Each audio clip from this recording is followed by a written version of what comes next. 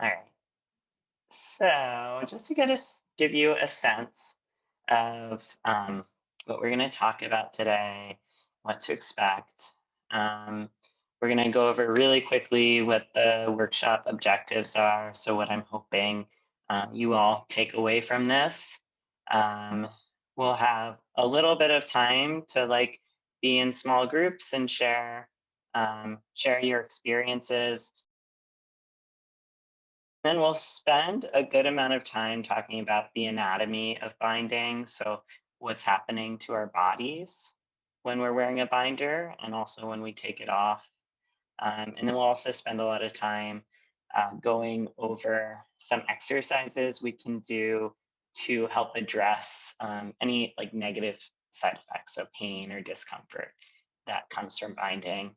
Um, Hopefully we'll have some time too just to hear what's coming up for y'all, like if there's any additional tools um, that you all use that you want to share with the group, that would be great. And also some time to answer questions that come up for you. A few things I want to note in addition to what we're doing is just one, like you're totally in charge of what you do in your body. So when we're doing exercises, I'm going to be telling you to do X, Y, and Z. And what I mean for that is that it's a suggestion, and you get to decide what you want to try, what you don't want to try. I will ask that if you feel pain with anything, to pause. We're a small group, so if you have questions and you're looking for modifications for an exercise that's just not working for you, please let me know. Chances are somebody else will have the same question. If not in this group, then maybe someone who's listening to the recording.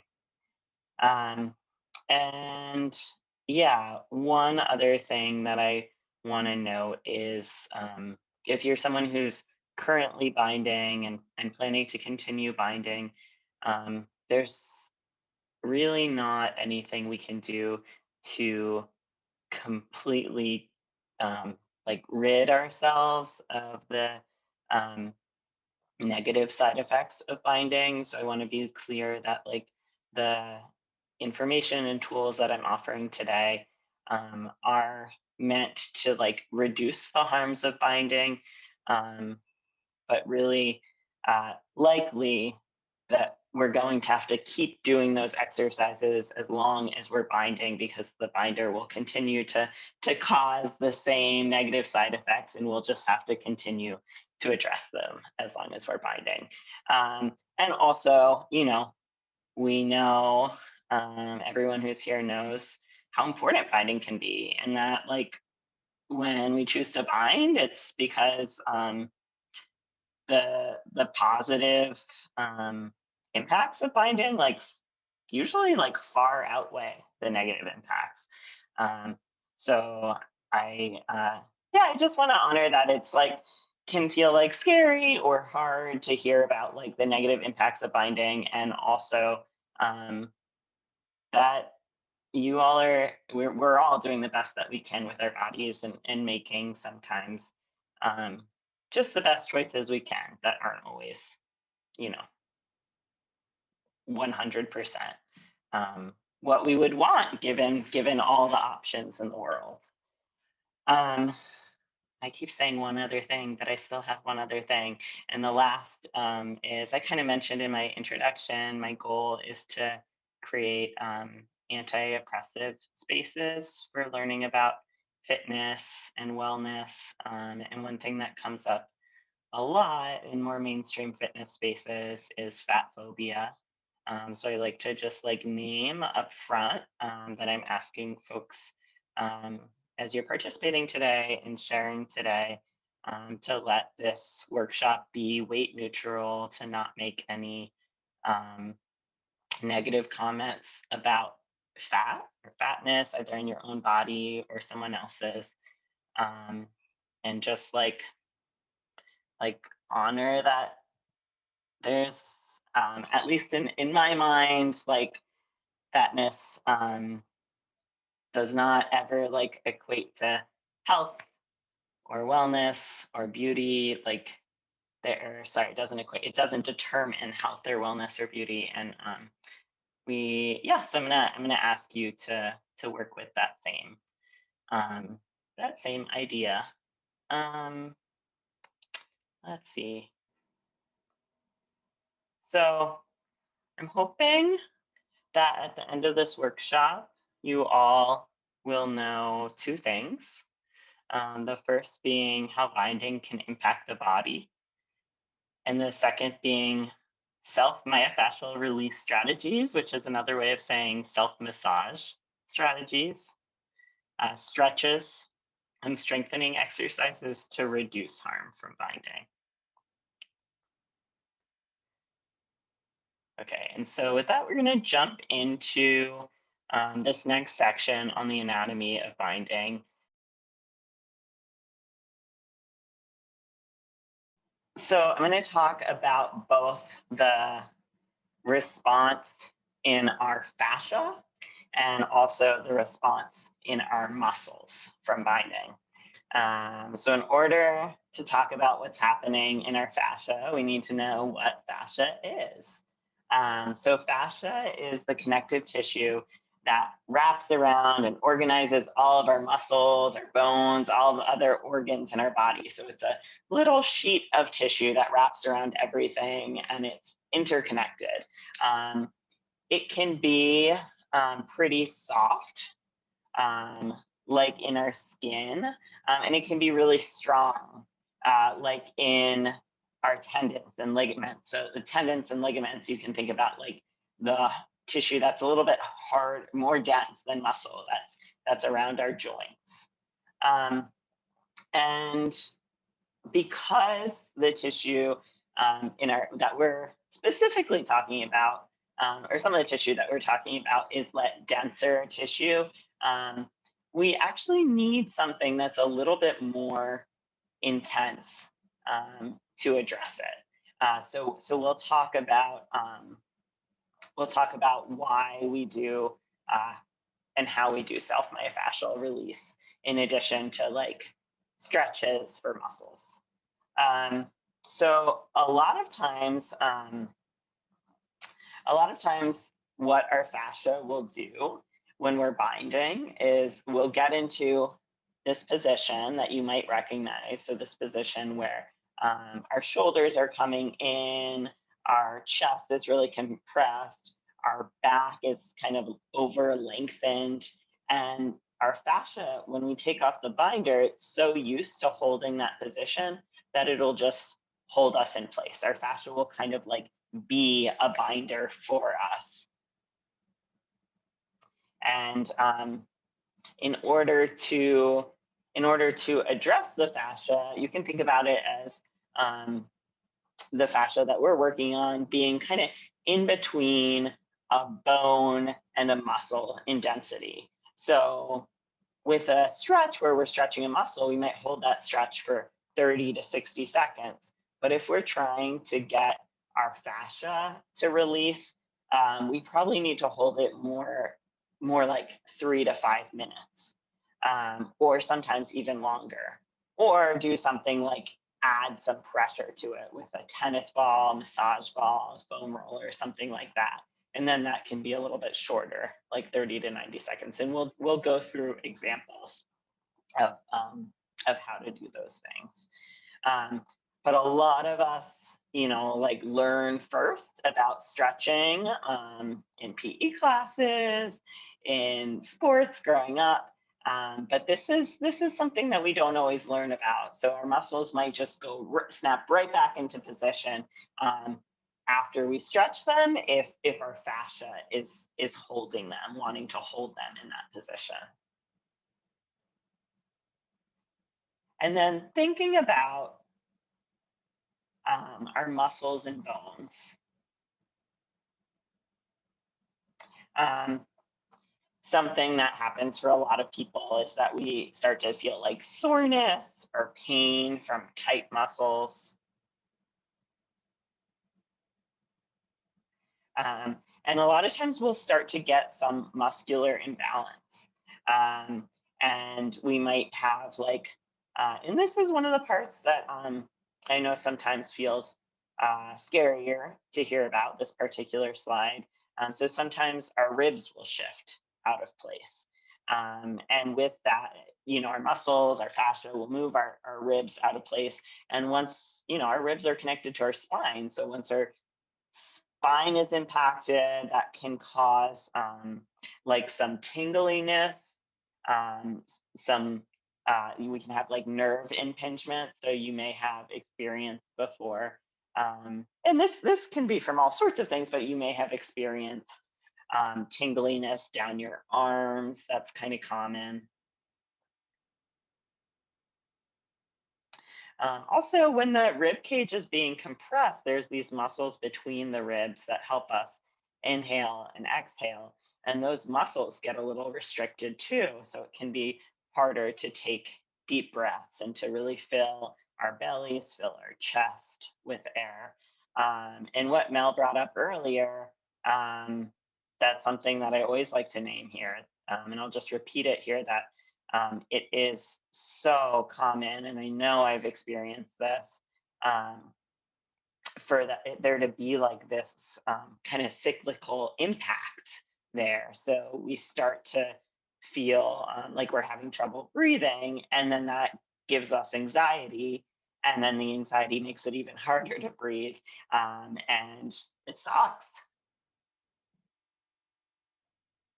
And I just wanted to share an image here of what what the postural changes might look like from binding. So again, this person's shoulders are like rounded and turned in. It looks like their abs aren't super engaged, like maybe their low back is a little bit more tight. Um, a lot of times it's becomes really hard for people to extend and rotate the mid back. So the mid back is kind of the part of our spine that we want to be most flexible. And because it's under a binder, sometimes it becomes really tight, all those muscles in our mid back, and then our necks and our low backs kind of compensate, and those are areas that we want to be um, do a little less of that mobility work. So they wind up hurting as well. Um, and like I said, I know this can, especially for folks who are newer to binding, this slide can be kind of scary. But I just want to emphasize that all of these impacts of binding on the body can also be impacts of like driving a car on the body. They can be impacts of sitting at a desk and working on a computer for 8 hours a day on a body. So we're doing all sorts of things that impact our body, and a lot of times the challenges with binding, especially for young people, can be really blown out of proportion. Um, because binding is not this seen as this neutral thing like driving or typing on a computer. And I just want to emphasize to say like we're always doing things that are going to be like complicated for our bodies, and yeah, and I want to make sure today that you all have the tools to help mitigate some of those challenges.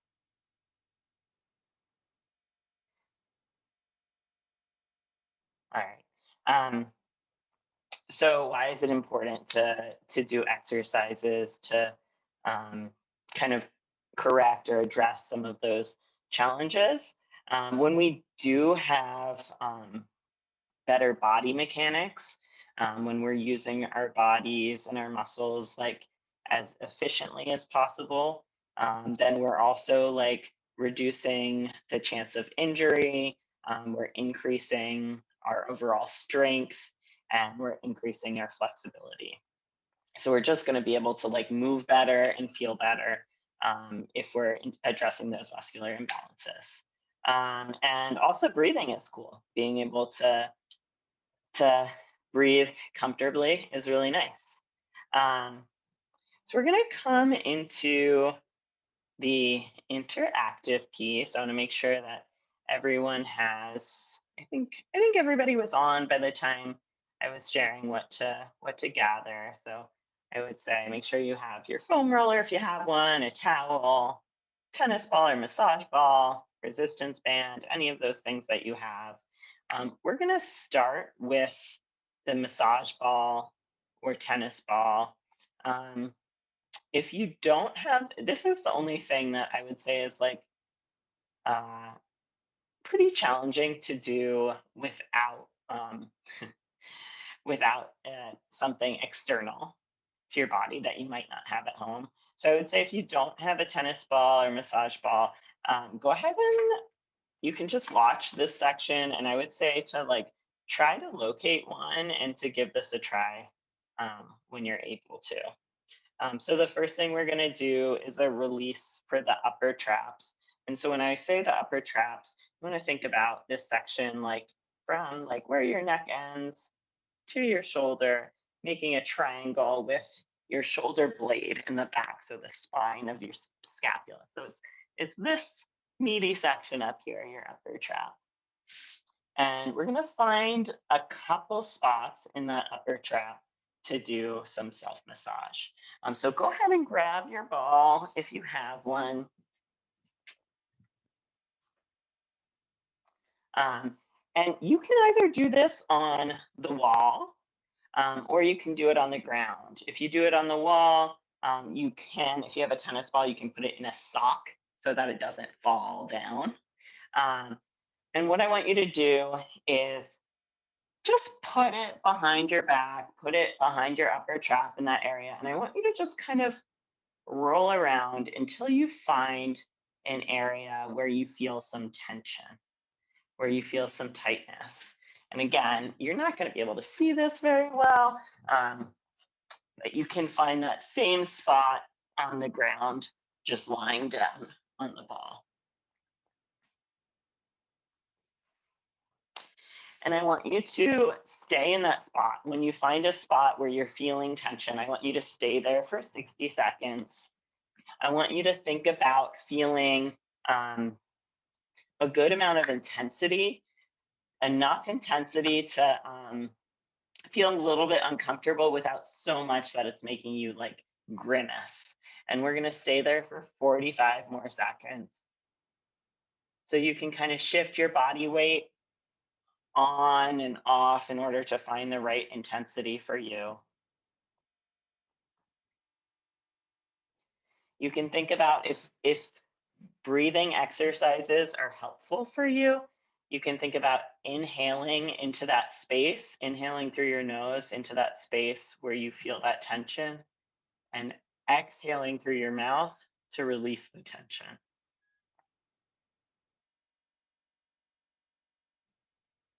And taking some deep breaths.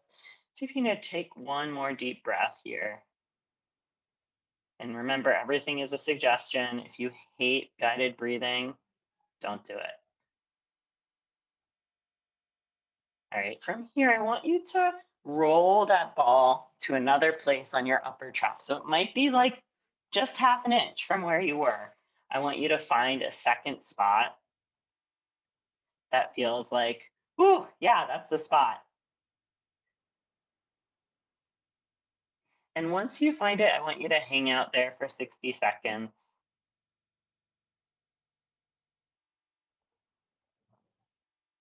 You can think about here bringing your head to your opposite shoulder and back.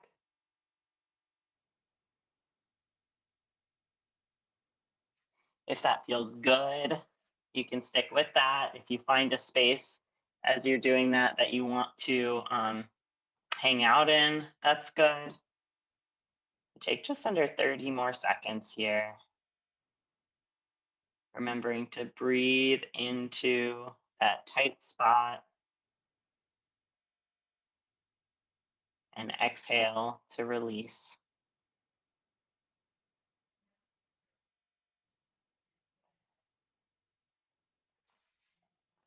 Awesome. And go ahead and after your next deep breath, go ahead and find a spot on that second side.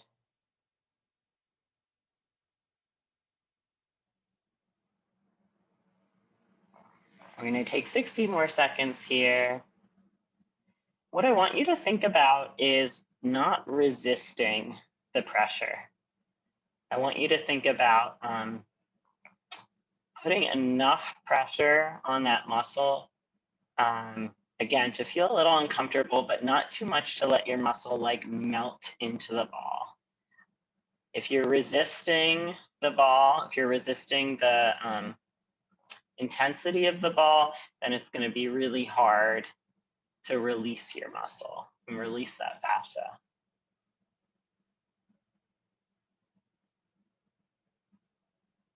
So go ahead and take one more deep breath in this spot.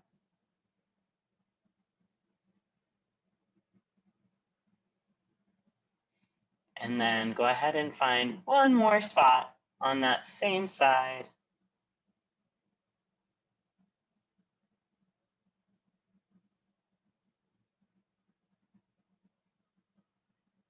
We're going to stay here for another 60 seconds.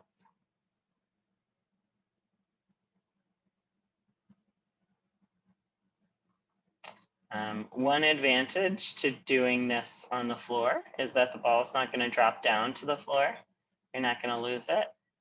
One advantage to doing it on the wall is that it's a lot easier to vary how much pressure, how much of your body weight you put into the ball. So you can play around with this and see which one works for you.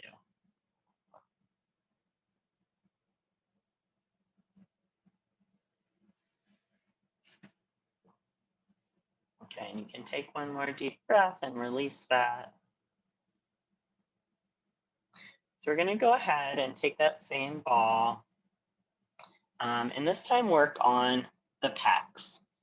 So in order to find your pec, if you feel comfortable with this, go ahead and take your right hand and put it just right in front of your left armpit. Think about pressing there with your fingers, and then take your left arm and cross the midline of your body. You can come out and in a couple times, seeing if you can find that muscle, that harder tissue that's moving as your arm moves. So this is often one of the areas that gets really compressed from binding. So what I want you to do is use that ball just in front of your armpit there. So again, this is something that you can do. You can come against a wall and find that spot, rolling it around, find a spot where you feel like a lot of tightness, you feel like you're getting a lot of bang for your buck, or you can lie face down on the ground, same idea.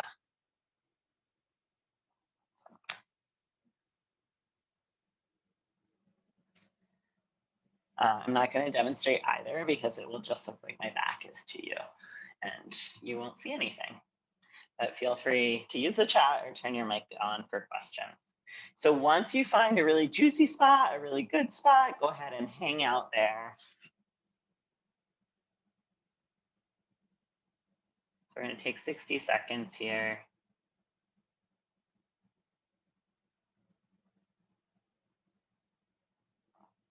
Again, trying not to resist the ball, trying to let this be as little work as possible. So you want not only your pecs to relax here, you also just want your body to be doing as little as it needs to. The more you can calm your nervous system here, the more you're going to be able to release your fascia. And go ahead and take one more deep breath here. And find a second spot on that same side. Again, it's going to probably be close to your armpit.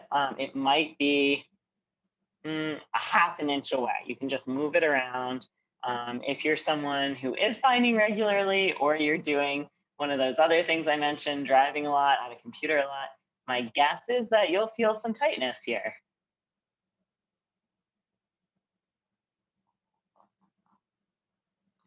So just hanging out in the second spot for about 30 more seconds, remembering your breathing, remembering that you can inhale through your nose, expanding that space, exhaling to release the tension.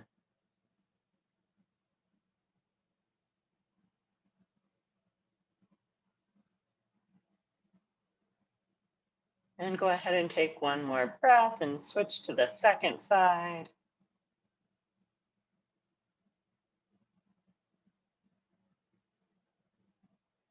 Remembering that you can roll it around until you find the side or the space that's right for you.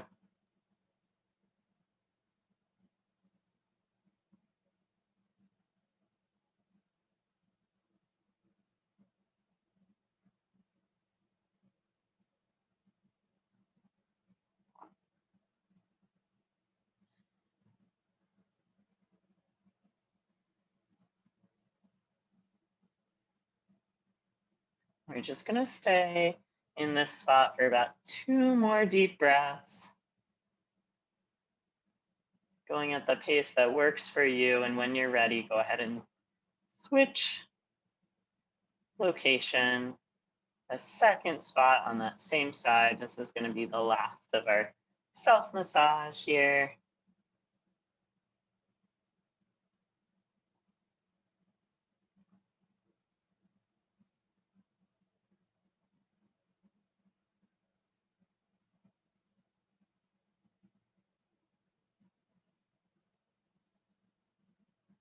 So really trying to melt into the ball, trying not to resist.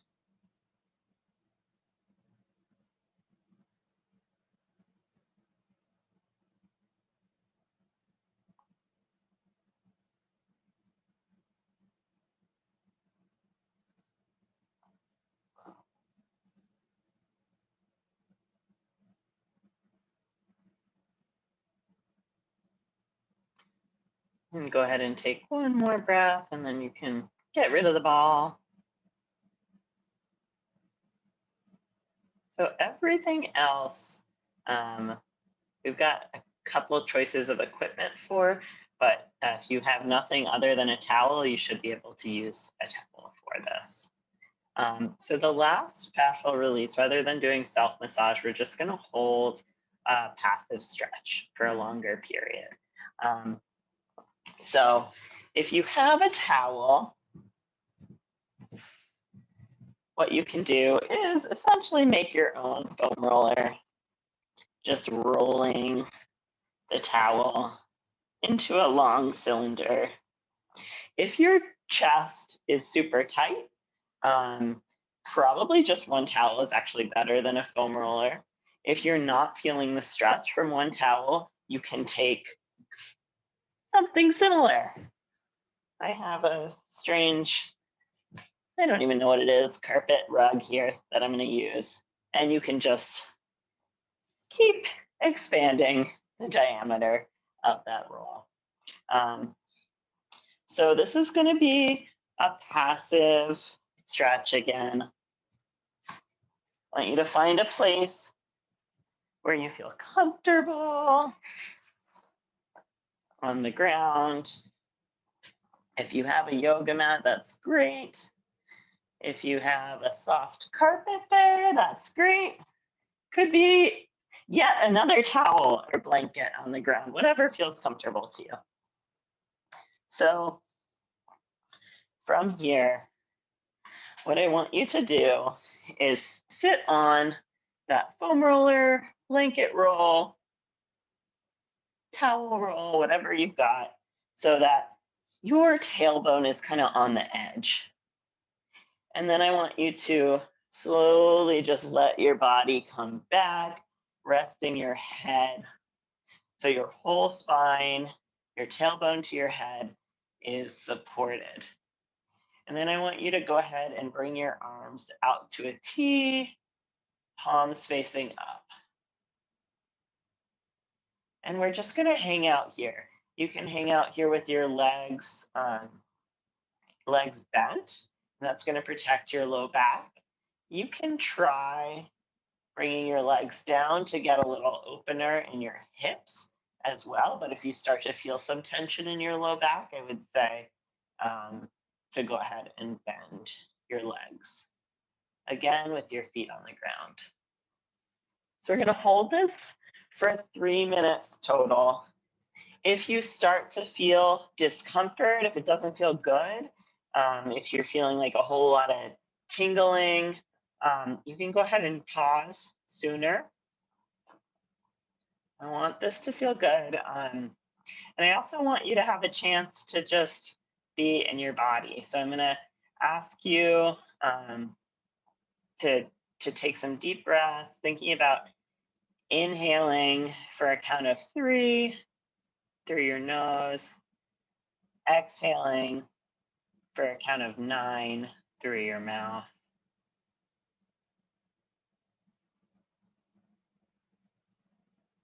You can close your eyes here. And I want you to just notice what you're feeling as you do this stretch. And in order to let you notice, I'm going to stop talking.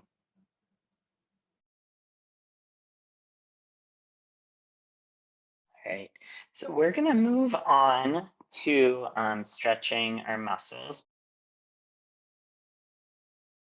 So from all fours, go ahead and bring your hands about 6 inches to a foot forward.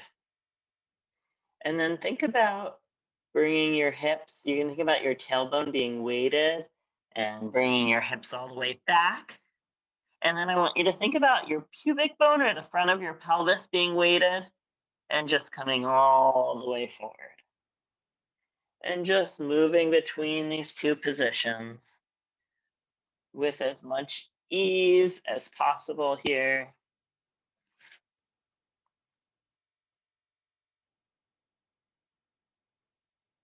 Trying to do this with as little effort as you can manage.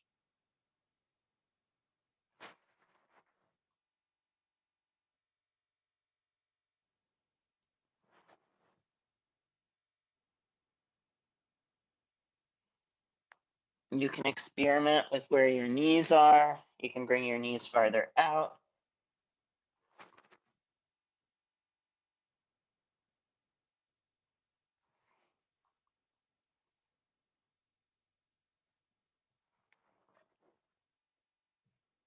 Go ahead and do just a couple more of these in each direction.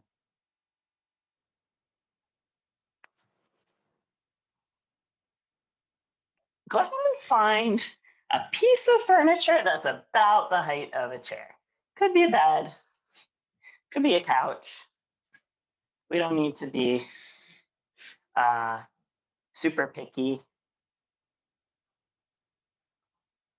And once you've found that furniture, maybe if it's in another room, I'll go ahead and show you, and then you can go to do this stretch on your own. So you can bring the tops of your arms to that furniture, whatever it is, and bring your hands together. And then go ahead and bring your hips back and down as much as you can. And what we're wanting to do right now with this stretch is open up the chest vertically. So sometimes the chest gets compressed, and we don't just want to do chest openers like we did on that foam roller or whatever you were using. We also want to do chest openers in the other dimension here.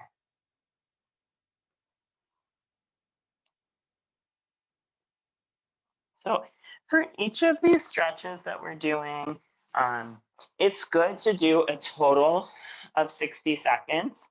That might look like 2 rounds of 30 seconds. That might look like 1 round of 60 seconds, whatever feels most doable in your body. And then we're going to come to some neck circles.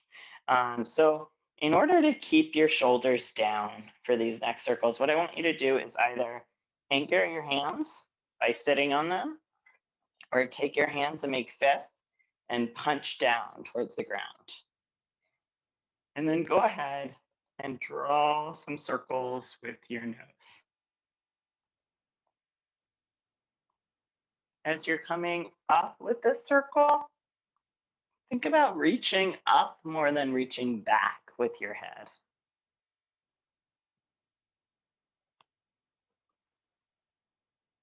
You can think about inhaling as you come up, exhaling as you go down.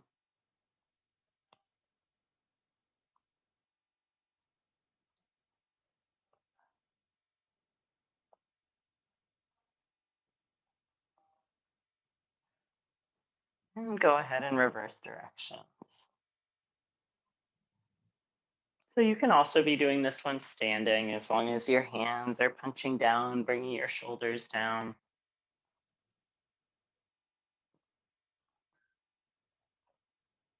And just like all the other exercises, if this one doesn't feel good, don't do it. If it makes you dizzy or something like that, just pause.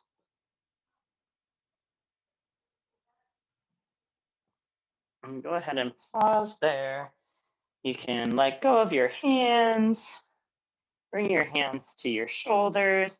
We're gonna make circles with our elbows, starting out by bringing our elbows back, up, and forward. Awesome.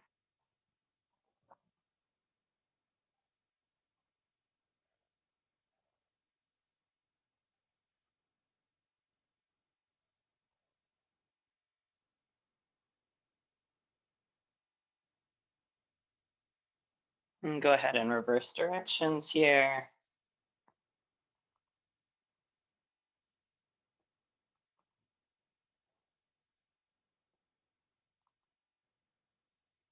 And opening up our chest, getting that shoulder mobility back.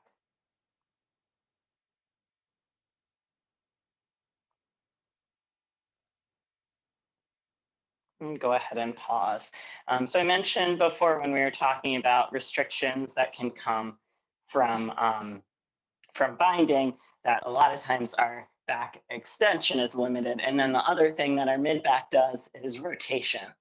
So what you can do here for getting some rotation back is sitting down, bringing both of your hands together, bringing your right back of your hand to the inside of your thigh, and then drawing a big arc with your hand, palms pointed up, following with your gaze, and then coming back.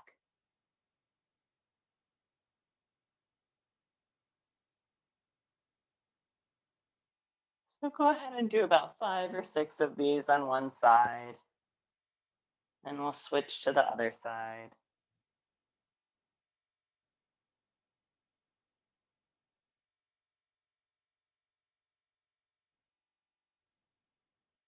Getting as much range of motion as you can. Go ahead and switch sides when you're ready.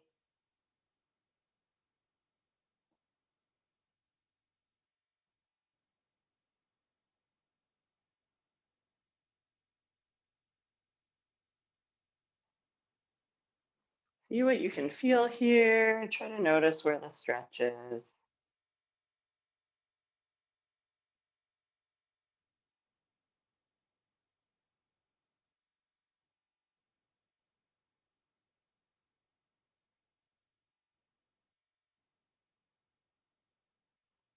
Awesome. So the last series of exercises we're going to do are strengthening exercises. And with strengthening exercises, everybody's going to need a different amount of intensity to make it work for you. So I'm going to give you uh, some ideas for starting and also for increasing the intensity.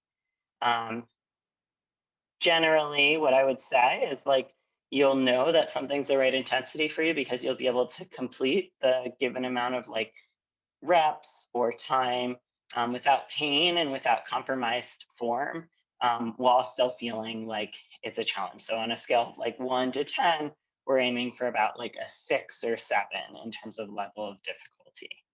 Um, So the first thing we're gonna do is gonna be on the ground again.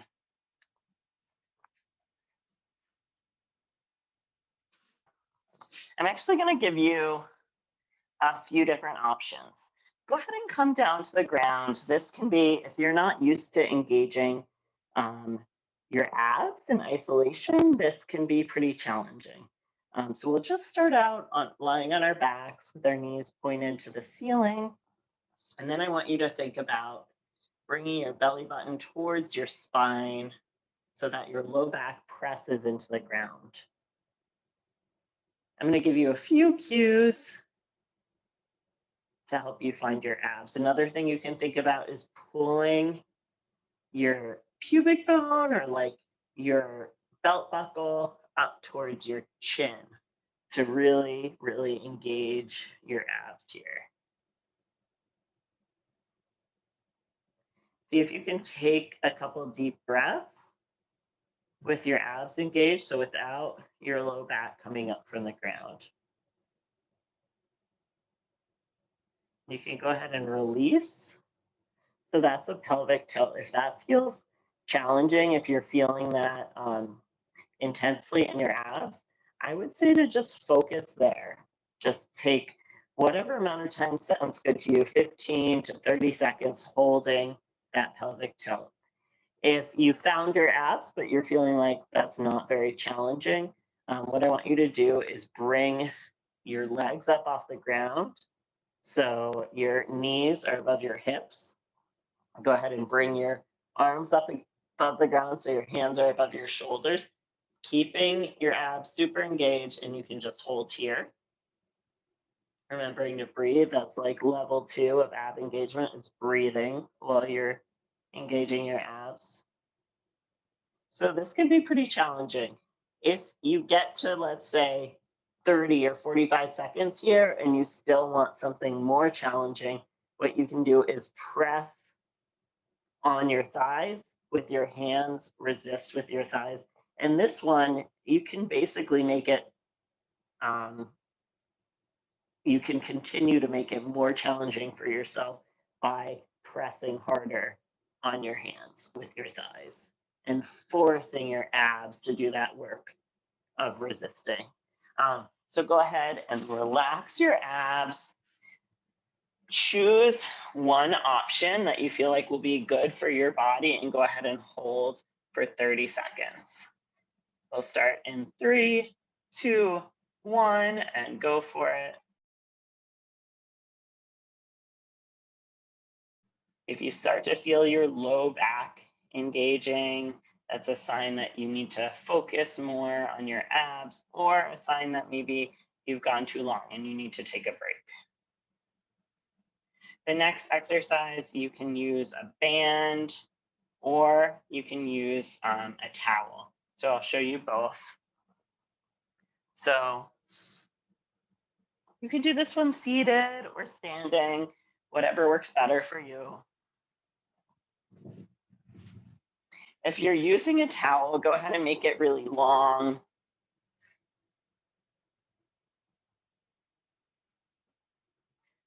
Just like you did when you're turning it into a foam roller. And I want you to hold it with your hands on top. Think about tearing the towel apart. So pulling the towel apart as hard as you can, either from a seated position or if you're standing, bending at the knees a little bit, finding your abs, keeping your shoulders down as you bring your elbows towards your sides. And go ahead and come back out. So your hands should be just wider than your shoulders here, pulling apart the entire time, bringing your elbows back and continuing to pull it apart as you come forward. And what I want you to think about, you can think about doing about like 10 to 15 of these. I want you to think about the muscles, your lat muscles that are behind your armpits. I want you to think about those engaging. And just like we did with the pecs, if you're not sure what that feels like, you can drop the towel. You can put your hand in that space behind your armpit and come through the motion. See if you can find those muscles working. I also want you to feel it between your shoulder blades as you come back. Now, if you've got a resistance band here, you can anchor your resistance band, come either to a seated position. I'm squatting a little more than I usually would just so that you can see my face on camera here. You want to make sure your shoulders, you don't want your shoulders to come out of their socket. So you want to keep your shoulders back and bring your elbows to your side. Slowly release. Exhale to come back and slowly release. So whichever tool you're using, the resistance band or the towel, go ahead and do about 10 to 15. If you want to intensify it, if you get to 15 and you're like, this is pretty easy, you can pull that towel apart more. You can do it slower, adding a couple seconds at the back. If you have a resistance band, of course, you can go up in resistance. You can step farther away from whatever your resistance band is anchored in. Or you can do that same thing, come slower and just pausing at the back. So these are the muscles in the back that oftentimes get like stretched out and weakened as our chest gets compressed, and we want to strengthen these muscles. So we're going to go ahead and move on to the next exercise, which again, you can use a resistance band or a towel for. Can I actually ask a question about that last one? Please, yeah. Do you need to be standing? Because that is not physically possible for me. I have no balance. Yeah, no, you definitely don't need to be standing. You can, and I would recommend, I'm sorry I didn't show that, I would recommend if you're doing this for the first time, regardless if you're able to stand or not, like to do this one seated. Because that way you don't have to worry so much about, you know, whether you're gonna fall forward or backwards. So that just looks like, oops. That just looks like pulling it apart and coming back. And I'll start the next one seated since I'm already right here. So we're gonna do that same thing. So you can use a resistance band or you can use a towel. This light is not as helpful as I had imagined. You're gonna pull it apart. So I'm just gonna face you so you can see what that looks like. Pulling it apart at the height of your shoulders. And as you're pulling it apart, what I want you to do is raise your arms above your head as high as you can, and then lower.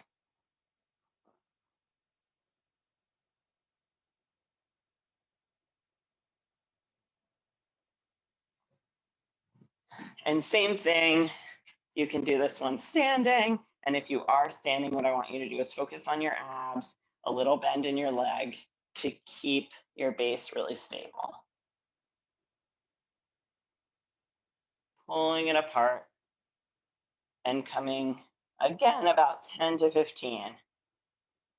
If you find that you can't get 10, I would say lessen the intensity here. You can maybe pull a little less hard.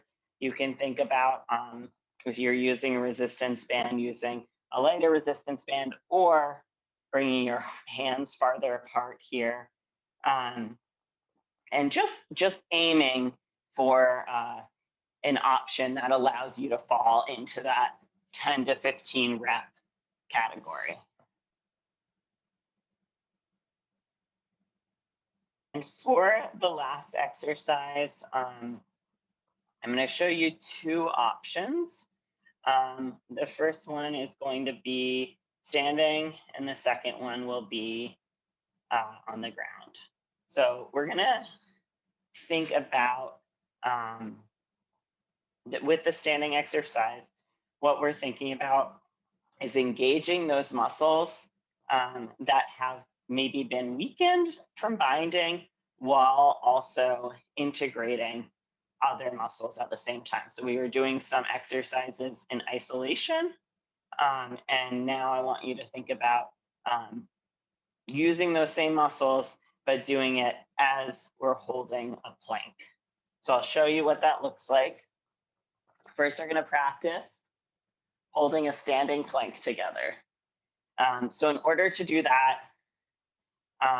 you can think about, the second one is not going to be a plank, but definitely anyone can practice the standing plank who this works for. So go ahead and root your feet in the ground with your feet somewhere between hips distance and shoulder distance apart. And then I want you to think about engaging your quads, so these muscles in the front of your thighs, to pull your kneecaps up so your legs are super straight. And from here, think about squeezing your butt. Someone once asked me when I said that, do you mean like squeezing your butt with your hands? I mean like squeezing your butt with your butt muscles, with your glutes. And then go ahead and bring your belly button to your spine. So just like you're doing when we were on the ground, doing the pelvic tilt, bring both of your arms in front of you, making fists with your arms and L's and your elbows in front of your shoulders. So all your muscles are really contracted. You can think about rocking forward and back, and then side to side. Then go ahead and stop in the middle here and imagine those forces pulling you forward and back, side to side, like there's like a big tug of war between all of your muscles, but no one's winning, so you're not moving. And go ahead and pause. So that's a plank. That's a standing plank. And we're going to do a version of a standing plank while engaging our back muscles. And I'm going to show you an alternative exercise on the ground. So this first one, let's see. I'm going to show you on the wall here. So I want you to see from the side.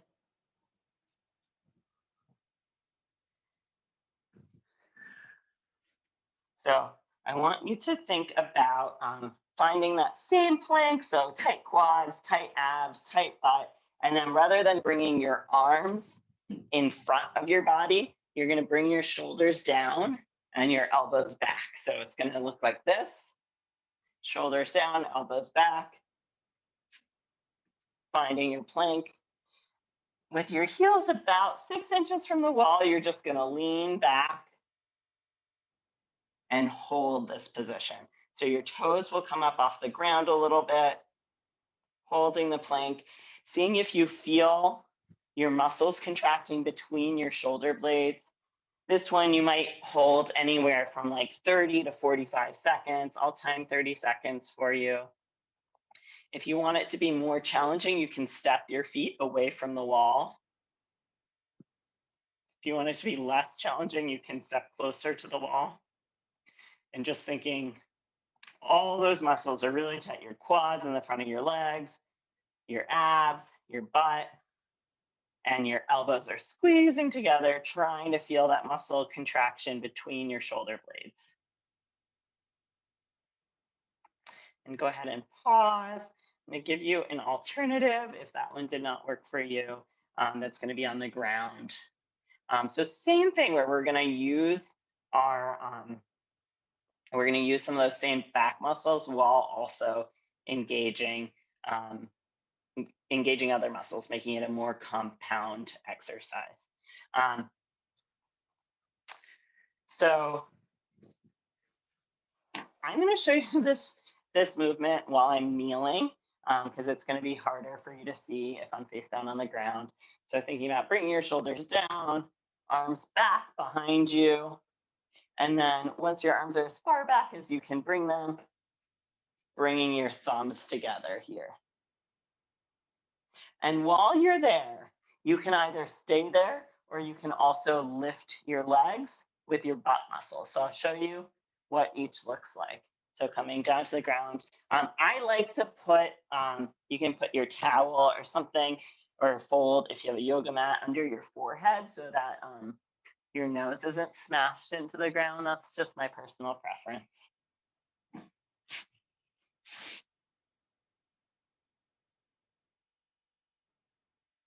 So thumbs squeezing together as my arms come up. And then if I want to add, I can use the muscles in the back of my thighs and my butt to lift my legs too.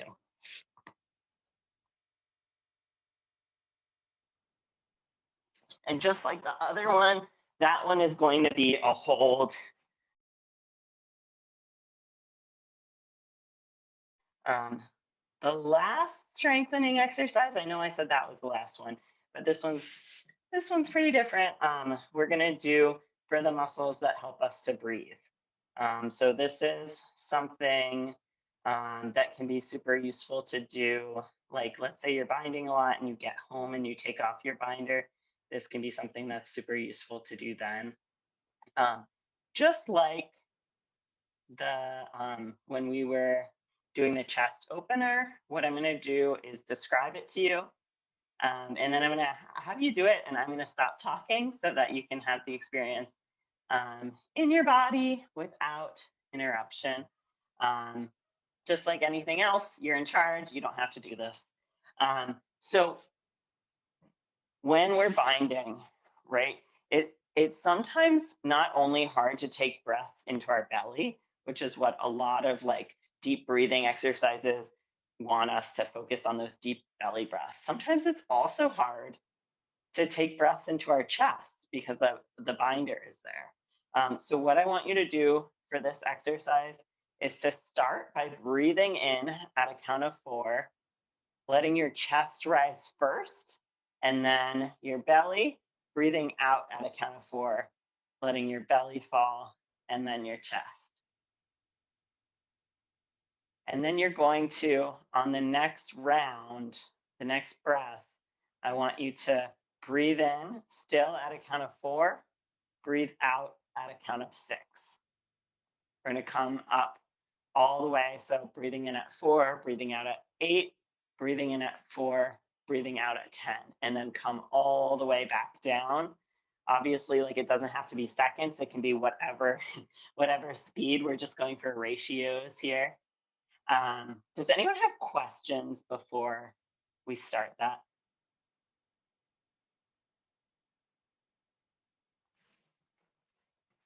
Okay. So I'm just going to time a couple minutes. Take your time doing this. And yeah, well, you might get through that whole way, all the way up to 10, back down to 4 and 4, or we might pause before you do. But I just want you to get a chance experimenting with this tool. Go ahead and begin.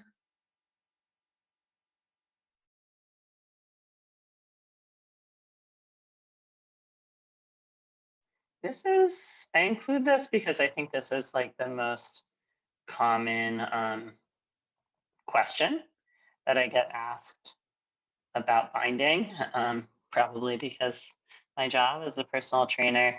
But a lot of people say, like, what should I do when I'm working out? So my first suggestion is to choose whatever feels the least restrictive to you. So maybe that's your like normal binder you wear every day, and you just can't imagine working out without it. But maybe you have like an older binder, it's a little more stretched out, or a tight sports bra. And if you feel comfortable with that, I would suggest choosing that option. Or maybe you're just comfortable in something even less restrictive than one of those. But whatever you feel whatever you feel okay wearing, that's going to be give you as much freedom of movement as possible. And then something else is to just like be cautious with cardio when you're wearing a binder. Some people, have been doing cardio for years in a binder, and maybe you just what your body can do while you're binding. But if you're either new to binding or new to doing some kind of like cardio exercise, start really slow. Start with some slower intervals, see how your body responds, notice like how your breathing is. and just like take lots of breaks, and just like any other type of new exercise, just like progress slowly to avoid um, injury. And yeah, know that like we've been talking about, your range of motion might be restricted. So if you want to get into, let's say you're lifting weights, um, and you're trying to do something behind your back. You're trying, maybe you're doing like some version of the row that we were doing together. Um, Maybe you're doing it with the resistance bands or weights or cable machine, and you just notice that your arms can't come as far back as you're used to them coming. Um, that's something that you might notice, and you might decide like, hey, I want to do this exercise at home when I'm comfortable taking off my binder. Or this might be the only way that you're going to do the exercise, and that's okay too. Um, but just know, if you're working with a this is something that I really focus on when training other fitness professionals. Like, if you happen to be working with a trainer who's really trying to like drill mobility, range of motion stuff for you, um, if you feel comfortable, you might want to tell them that you are wearing a binder and that you're not going to necessarily get the same range of motion as you would have without the binder, so they know that that's present for you. Of course, only disclose what you're comfortable with. And then all of these exercises, and especially the exercise lying down on that foam roller or towel, and the breathing exercise that we ended with, I think are great options for when you take off your binder, to just give your body some love, give your body a break.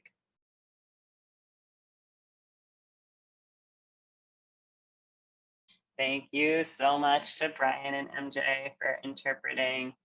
And yeah, I will hang out for a couple more minutes in case anyone wants to chat one on one or in a smaller group. But otherwise, yeah, just hope to stay in touch with you all.